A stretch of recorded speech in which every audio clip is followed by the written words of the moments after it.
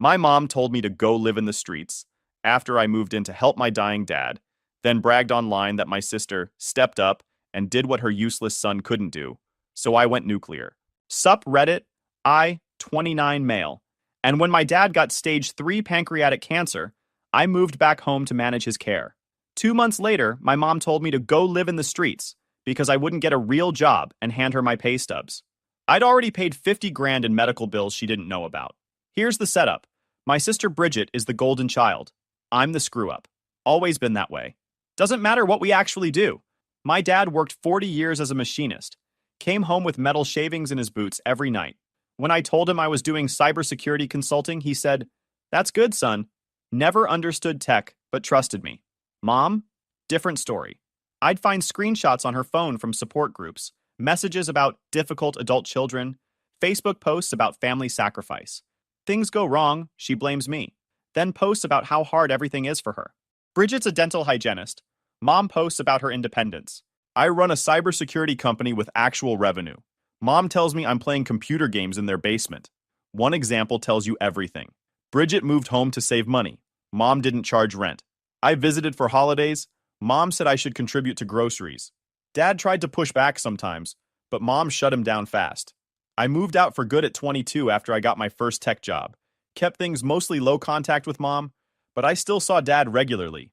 Lunch, talking about nothing, staying connected. Then, January 2024. Dad got diagnosed. Stage 3 pancreatic cancer. Aggressive chemo every 2 weeks.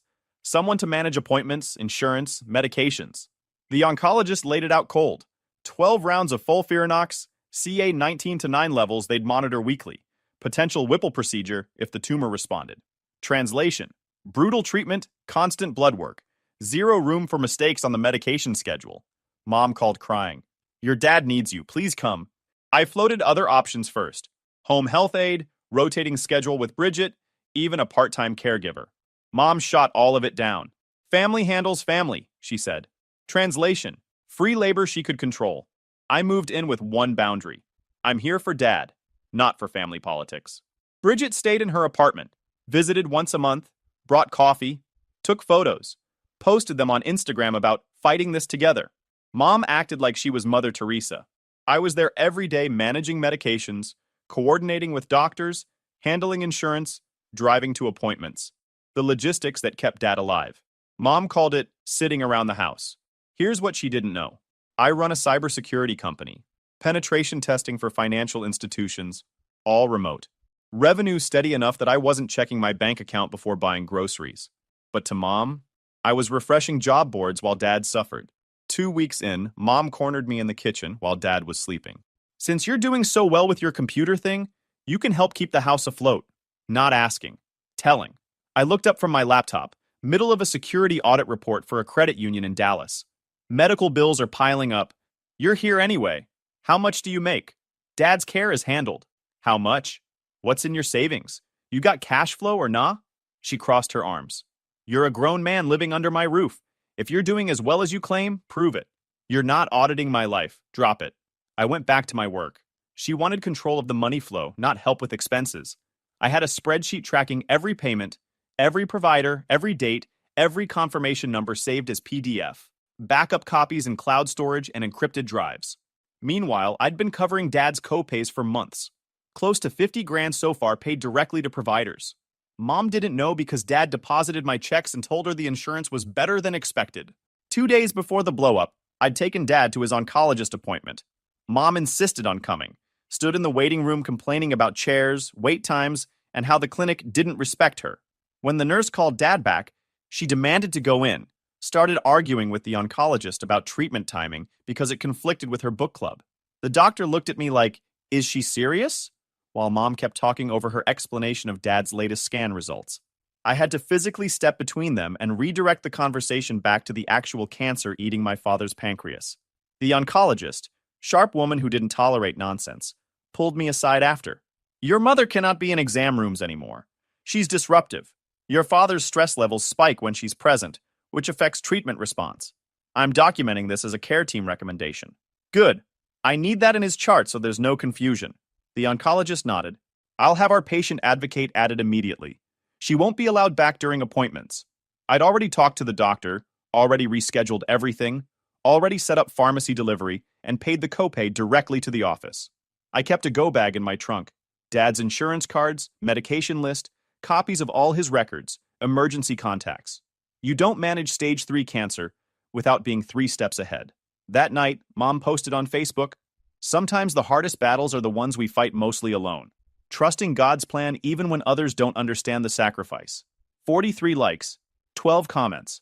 Bridget commented, "You're so strong, Mom. We don't deserve you." I screenshot it, saved it with the date, opened a folder on my desktop labeled Documentation. I never commented, never posted, never argued, just saved evidence and let her keep talking. Then I caught something that made everything click. I was organizing Dad's pill organizer when his phone buzzed with a bank alert. He'd fallen asleep, so I glanced at it, just making sure it wasn't the oncology office. It was the bank. "Logan attempt from new device." I woke Dad up. "Did you try to log into your bank account?" "No." "Why?" I showed him the alert. His face went pale. "Your mother asked me for my password last week. Said she needed to check if insurance payments were processing. I told her no. Looks like she tried anyway." We changed his password immediately. I took screenshots of the alert and the timestamp. Then I enabled 2-factor authentication on every account he had: bank, insurance portal, Social Security, Medicare. Created a password manager for him, strong passwords on everything, recovery email set to my address. 2 days later, Mom cornered Dad while I was on a work call. I heard raised voices and came downstairs to find her holding a piece of paper in his face. "Just sign it. It's for the medical bills. I need authorization to talk to the billing department." I took the paper from her hand. It wasn't a billing authorization. It was a power of attorney form. Financial.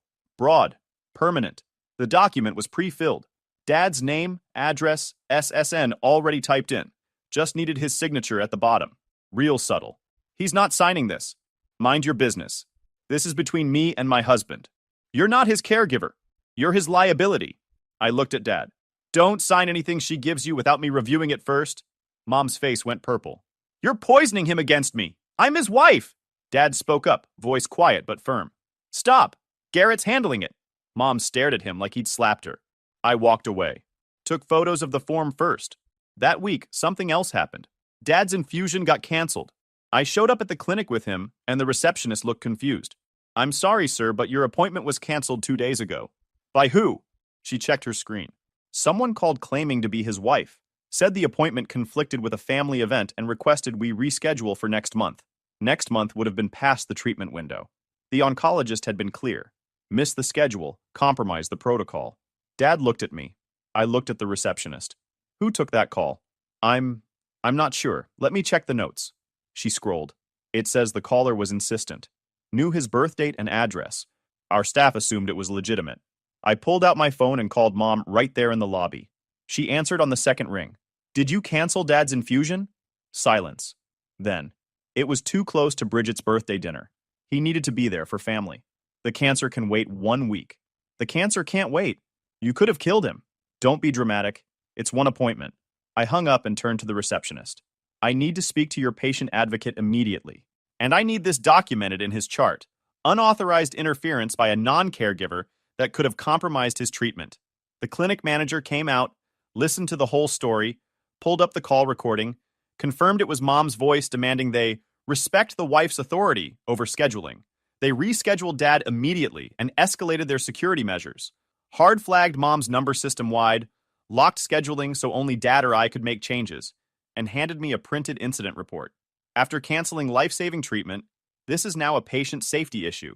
If she calls again, we refuse and document it as harassment. I folded the report and put it in my jacket. Added it to the documentation folder that night with a note: "Patient safety incident. Unauthorized treatment cancellation." That night, I told Dad everything I'd been documenting. Showed him the folder, the screenshots, the voicemails, the bank login attempt, the power of attorney form, the clinic incident report. She's not trying to help you. She's trying to control everything. Your money, your care, your decisions. And she's willing to compromise your health to keep that control. Dad stared at the evidence for a long time. His hands were shaking. Not from the chemo this time. Then he said quietly, "From now on, you handle everything. Medical, financial, all of it. Anyone asks about my care, they talk to you." We met with his oncologist the next day. Dad spoke first. Doctor, going forward, my son runs the show. Any questions about treatment, scheduling, medications? Talk to Garrett. He's got full authority. She nodded. I'll make sure the entire care team knows. Got the HIPAA authorization and healthcare proxy signed, witnessed, notarized. Completely legal. Completely documented. Dad was competent. His doctor confirmed it in writing.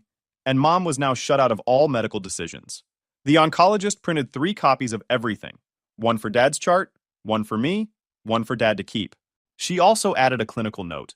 Patient demonstrates clear decision-making capacity and has chosen his son as healthcare proxy due to ongoing family conflict that has negatively impacted treatment adherence. When she found out, she lost her mind. Mom's face was tight with rage when she told me to leave. We were at their kitchen table. Same scratched laminate where I'd done homework for 12 years. Same chairs that squeaked. Same fluorescent light buzzing overhead like it had a grudge. You think you're special? Mom's voice was shaking. Spit flying.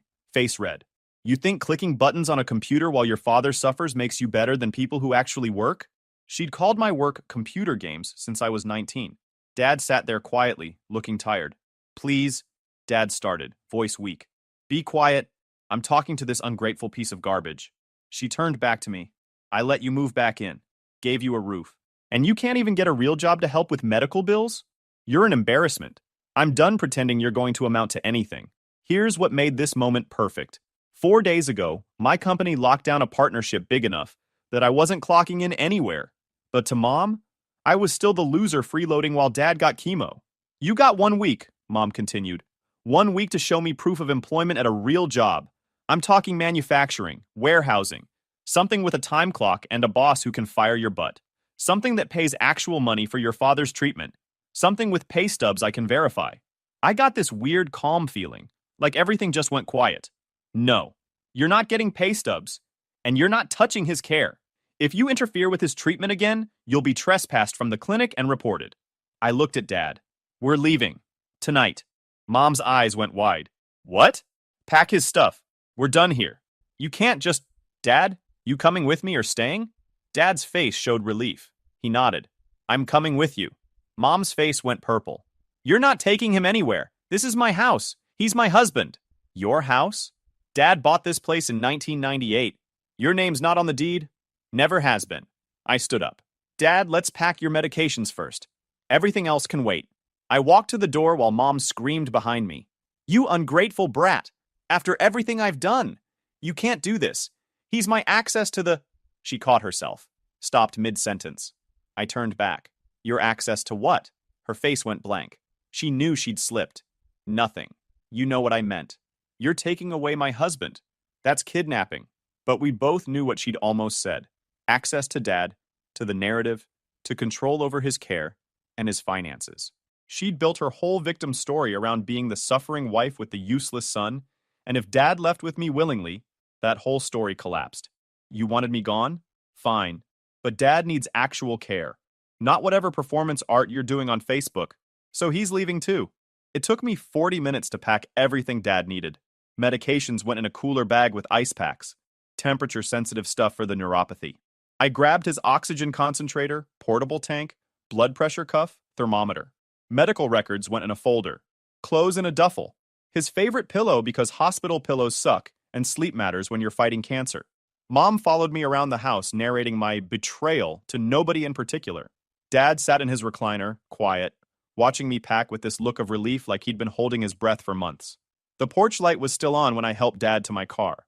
I got Dad settled in my Audi A5, fully paid off, nice enough that Mom would have called it wasteful, and drove him to my condo downtown.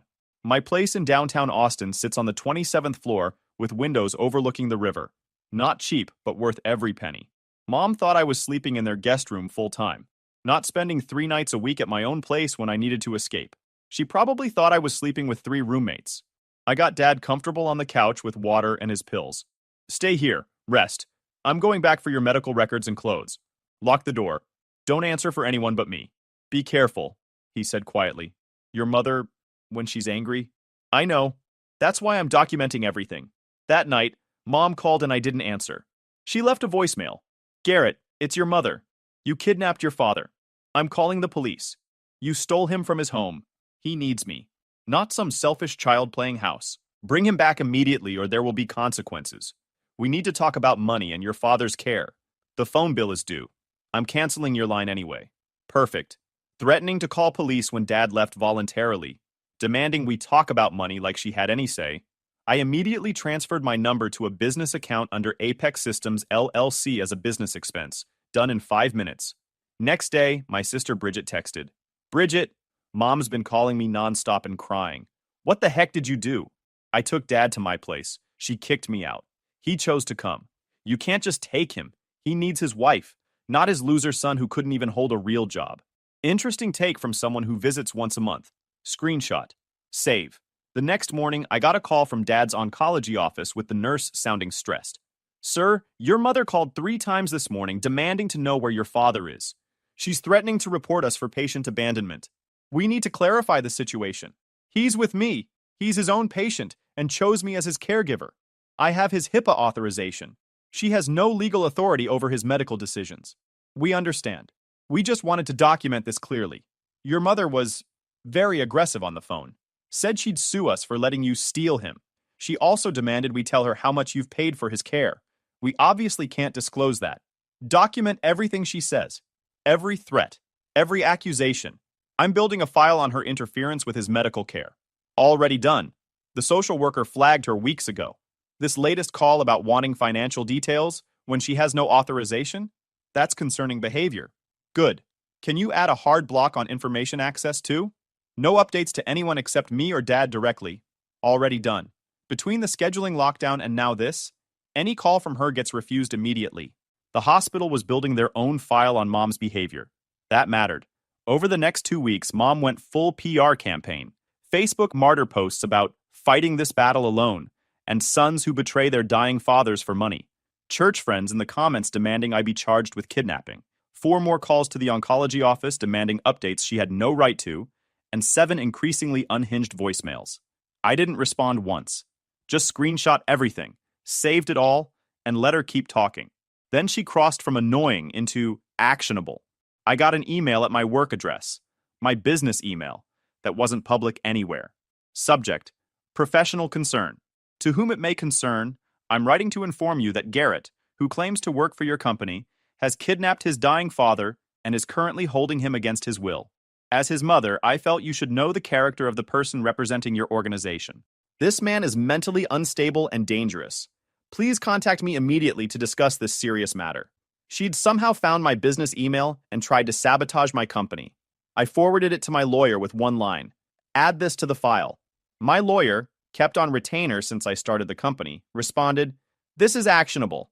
Defamation, interference with business relationships, harassment. I'm drafting a cease and desist. The cease and desist went out that afternoon via certified mail. Professional letterhead, threatening language about legal consequences. The whole works. Cost me $400, but worth every penny to see her signature on the return receipt. Mom didn't just post online. She actually called the police. I got a knock on my door 4 days after taking Dad with 2 officers, looking uncomfortable. Sir, we got a call about a potential vulnerable adult situation. Your mother claims you removed your father from the home without consent? I opened the door wider. Come in. My father's here. He can tell you himself he chose to leave. Dad was on the couch with his oxygen tank. Looked up when the officers came in. The older cop did a quick visual check. Oxygen set up, medications organized on the side table. Dad alert and oriented. Officers, Dad said clearly, I left voluntarily. My wife kicked out my son who was managing my cancer care. I chose to go with him. This is where I want to be. The older officer nodded. Sir, are you being coerced or held against your will? Absolutely not. I'm being cared for properly for the first time in months. My wife was interfering with my medical treatment. She was creating stress that made me sicker. I left to get proper care. He gestured at me. Anything you need to know about my situation? Ask him. He's handling everything.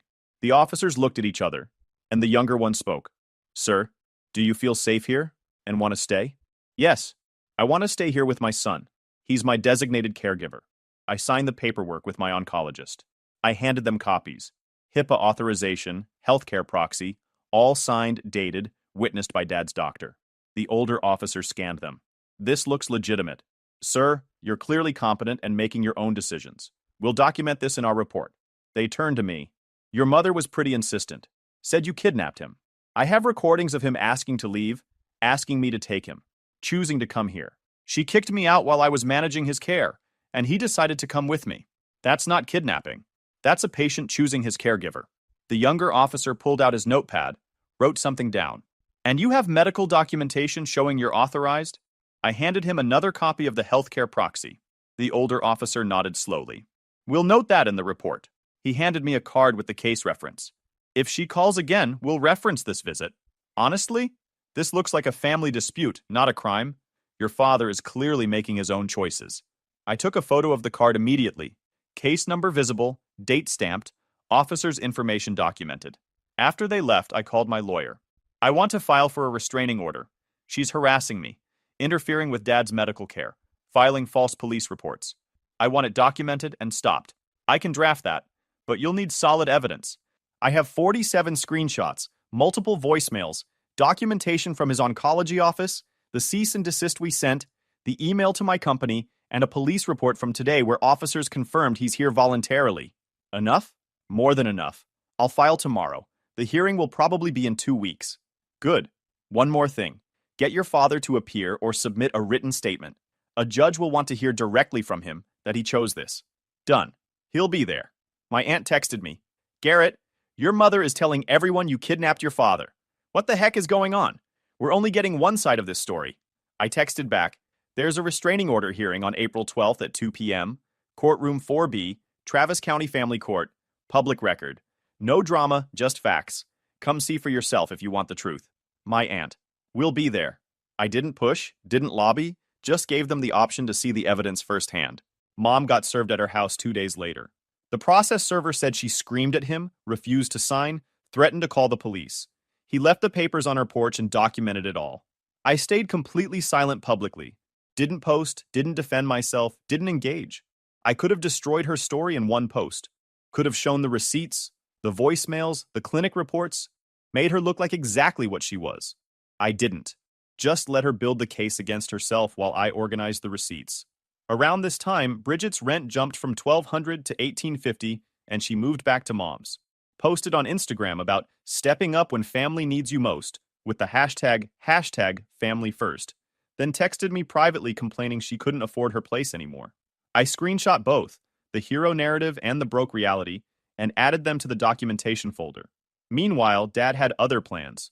I took him to see an attorney, not for drama, just to lock everything down properly while he still had the energy. We spent 2 hours in that office going through paperwork. Dad updated his will, named me as executor, changed all his beneficiary designations on accounts and insurance policies. We did a comprehensive financial power of attorney, a living will, advanced healthcare directives, the whole stack. Then came the property piece. Dad pulled out the house deed. His name only, same as it had been since 1998. Mom had lived there 20-plus years acting like she owned it. But paper doesn't lie. I want Garrett on the deed with me, Dad said. If something happens, it goes to him. And I want him handling property decisions now. The attorney drew up the paperwork. Dad added me to the deed as joint owner with survivorship rights. We signed it, got it notarized, filed it with the county that afternoon. Done. I now had legal authority to make property decisions. Mom and Bridget had no idea. Dad looked exhausted, but relieved when we left. That's done. Now she can't touch anything. 2 days before the hearing, I got everything ready. Printed the binders, clean, professional, tabbed. My lawyer had filed the petition as case number 2-024-1-847-CV. Everything documented, everything timestamped, everything admissible. The binders had sections: medical interference, 8 pages, financial misconduct, 12 pages, harassment documentation, 15 pages, false reports, 4 pages, third-party witness statements, 6 pages. Every page numbered, every exhibit referenced, every claim backed by evidence. I arrived 30 minutes early with Dad and my lawyer. Got Dad settled in the front row with his oxygen tank. My lawyer had 3 binders ready. Professional, organized, devastating. At 1:50 p.m., my aunt walked in, then my uncle, then my 2 cousins. They sat in the back, looking confused and worried. At 1:55 p.m., Mom arrived with Bridget and her lawyer, cheap suit guy, who looked like he'd been hired 3 days ago. Mom saw me and her face went red. Saw Dad and her face went white. saw our relatives in the back, and her face went purple. She hadn't expected an audience. The bailiff called us in. All rise. The judge was a woman in her 60s with a no-nonsense face and reading glasses. She looked at the case file and sighed. Petition for protective order based on harassment, medical interference, and false police reporting. She looked at Mom. Ma'am, you're the respondent? Yes, Your Honor. This is a misunderstanding. My son took my husband? We'll get to that. She looked at Dad. And you're the patient? Yes, ma'am, Dad said. I left voluntarily. I wanted to be here to set the record straight. The judge nodded. Good. Let's hear the petition. My lawyer stood up. Calm, professional, deadly. Your Honor, the respondent filed a false police report claiming her son kidnapped her husband. The patient left voluntarily with proper healthcare authorization. That's Exhibit A. The hospital documented multiple incidents of her screaming at staff, demanding private financial information, and attempting to override her husband's choice of caregiver. Exhibits B through D. She also called the oncology office and canceled a critical chemotherapy infusion because it conflicted with a family birthday dinner. The clinic documented this as a patient safety incident that could have compromised his entire treatment protocol. The judge's face hardened. She canceled his cancer treatment? Yes, Your Honor. Without his knowledge or consent. My lawyer pulled out a small speaker. The respondent also left multiple threatening voicemails. He played one. You're a kidnapper and a thief, and everyone will know what you did. The courtroom went silent. Additionally, Your Honor, payment receipts show the petitioner paid nearly $50,000 for his father's medical care over 6 months, while the respondent publicly posted that her son contributed nothing. The judge flipped through the binder, looked at Mom. Your son paid $50,000 for your husband's medical care, and you called him useless? Mom stammered. I didn't know. He went behind my back. Because your husband authorized him to. You had no legal right to this information. Yet you demanded it, interfered with care, canceled treatment, and filed false police reports. She looked at Dad. Sir, tell me what happened. Dad stood slowly, walked to the witness stand with his oxygen tank. Your Honor, I have stage 3 pancreatic cancer. My son moved in and managed everything. Appointments, medications, bills. My wife interfered. She screamed at doctors. She canceled my chemotherapy for a birthday dinner. She made me sicker. When she kicked Garrett out, I chose to leave with him. I packed my own bags. The police confirmed I left voluntarily. I'm still choosing to stay with my son. The judge nodded. Thank you, sir. She looked at Mom. Ma'am, do you have anything to say? Mom stood, crying. I just wanted my husband back. I'm his wife. He's competent. He chooses. That's it. The judge's voice was flat. Your behavior says control, not concern. Canceling life-saving treatment. Demanding financial access while your son paid $50,000 you didn't know about. That's financially motivated interference. She closed the binder. Based on the evidence, false police report, medical interference, harassing voicemails, defamatory email to his employer. I'm granting the protective order. 12 months. No contact. You may not contact your son directly or through third parties. You may not post about him on social media. You may not contact his workplace or his father's medical providers. Violations will result in criminal contempt charges. Mom gasped. You can't. Furthermore, I'm referring this to the district attorney. Filing a false police report is a crime. The DA will decide whether to prosecute. The judge signed the order. This hearing is concluded. The protective order is effective immediately. Mom collapsed into her chair, sobbing. Bridget glared at me like I was the monster. The bailiff called us to rise and the judge left. My aunt and uncle were staring at Mom with shock on their faces, like they'd never seen her before. We walked out together, and my aunt stopped me in the hallway. Garrett, I had no idea. The voicemails, the hospital documentation, the canceled chemo, and she called you useless? Yeah. Why didn't you tell us? Would you have believed me? Or would you have believed her? They both went quiet. My aunt hugged me. I'm sorry. My uncle shook my hand. Your dad's lucky to have you. Bridget stormed past us without a word. Mom came out last, looked at me, opened her mouth. Don't, I said. The order is effective immediately. Any contact is a violation. She closed her mouth and walked away. That night, I got texts from my aunt and uncle apologizing. Both offered to help with Dad's care if I needed it. My cousin sent a message. Always thought something was off about how she talked about you. Now I know why. I didn't text Bridget. She'd made her choice. The order went into effect immediately.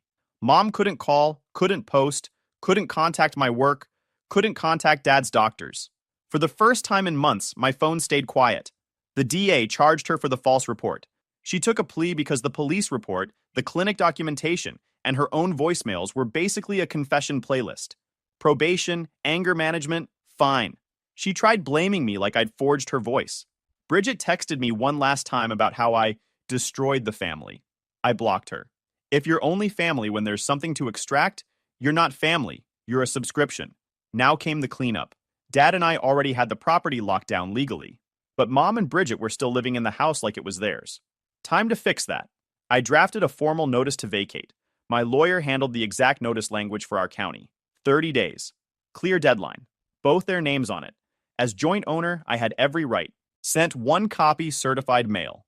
Had a process server deliver another directly to the house. Documented both. Professional. By the book. The notice was clear. They had until May 15th to remove all personal belongings and vacate the premises. Failure to comply would result in formal eviction proceedings. Mom and Bridget completely ignored it. Instead, the Facebook posts ramped up. Mom wrote about being forced from her home by a vindictive son, about losing everything to greed and cruelty. Bridget posted crying selfies with captions like, "Being punished for loving my family." I didn't respond, just screenshot everything, timestamped it, added it to the file. They kept posting. I kept logging. May 15th came and went.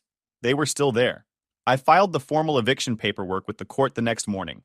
Cost me $285 in filing fees. Worth it. The eviction hearing was set for May 28th. I showed up with my lawyer and another binder. Same system, different case. Mom and Bridget showed up with their bargain bin attorney, who looked like he'd just figured out what joint ownership meant that morning. The judge reviewed the deed, the notice to vacate, the service records, and the timeline. This property is owned jointly by the petitioner and his father. The respondents have no legal claim to occupancy. The notice period has expired. Eviction granted. She set a move-out deadline per the order. Mom tried to argue. The judge cut her off. "Ma'am, this is a property matter, not a family matter. You were given proper notice. The time has expired. You need to leave." Bridget burst into tears. The judge didn't blink. We walked out. I had the signed eviction order in my hand. On May 31st, I changed the locks. Had a locksmith come out, rekey everything. New deadbolts, new garage code. Took photos of the house. Empty now except for furniture that belonged to Dad. They'd cleared out sometime in the night. Didn't leave a note. Just disappeared like roaches when you flip on a light. The house sat quiet for the first time in months. I drove Dad over to see it. He walked through slowly, touching the walls like he was seeing it for the first time. "It's mine again," he said quietly. "Just mine. Yours and mine," I corrected. "But yeah, no more chaos." We sat in his old recliner in the living room for a while, neither of us saying much. Then, 3 days later, the first crack in their story showed up at my door. I was making Dad breakfast when the doorbell rang. I checked the camera. Bridget, standing on my doorstep looking like she hadn't slept in a week. I opened the door but didn't invite her in. "What?" "Garrett, please. We're family. You can't just—" "I can. I did. Anything else?" She shifted. Tears started. "I don't have anywhere to go. My lease is up. I thought I could stay at the house until I figured things out." "Not my problem." "Come on, I'm your sister. Just for a few months. I can help with Dad." "No. You can be mad. You can't be involved." I looked at her evenly. "Figure it out yourself. Same way I did when I was 22 and Mom told me to leave. You're a grown adult with a job. Act like it. You're really going to leave me homeless?" "You're not homeless. You're just not my responsibility." She stood there for a second, mouth open, then turned and walked away without another word. I closed the door, went back to making breakfast. The next night, I was upstairs helping Dad organize his medications when I heard a car door slam in the driveway. Checked the camera. Mom's Honda Civic. She was standing outside, arms crossed, staring at the building. She knew the restraining order meant she couldn't contact me directly, so she just stood there, waiting. Like her presence alone would make me come down. I watched her on the camera for about 10 minutes. She didn't move, just stared. Then she started spiraling. She pulled out her phone. I watched her type. My phone buzzed. Text from unknown number. "Garrett, it's your mother. I'm outside. We need to talk about the house. This is cruel. I have nowhere to go. Your father wouldn't want this. Please." No reply, no yelling, no contact, just screenshots. Another text. "I know you see me. I'm not leaving until you talk to me. You owe me that much." Screenshot, timestamped. Saved. She stood there for another 10 minutes, texting 3 more times, each one more desperate. Then she completely lost it. She walked up to the call box at the building entrance and pressed my unit number. The intercom rang. I let it record her voice. Garrett, it's Mom. I know you're there. Just let me come up for 5 minutes. I need to explain. The house, the money? I can fix this. We can work this out. Your father needs me. You need me. I'm sorry about everything, okay? I'm sorry. Just let me up. Same woman who demanded my pay stubs now sounded like she'd pay cash for 5 minutes of control. I called my lawyer, put him on speaker. She's here, in my driveway. She's texted me 5 times from a new number and just used the building intercom. All recorded. All time-stamped. She violated the order. Call non-emergency. Report it. Don't engage with her directly. I called the non-emergency police line, gave them the case number from the protective order, explained the violation, told them she was currently on my property. They said they'd send someone. I stayed upstairs with Dad, watched through the camera. 20 minutes later, a patrol car pulled up. 2 officers. They approached Mom. She immediately started talking, fast, animated, pointing at my building. I watched one officer pull out the protective order on his tablet, showed it to her. She shook her head, kept talking. The officer pointed at the text messages she'd sent. Her face went pale. They talked for another few minutes.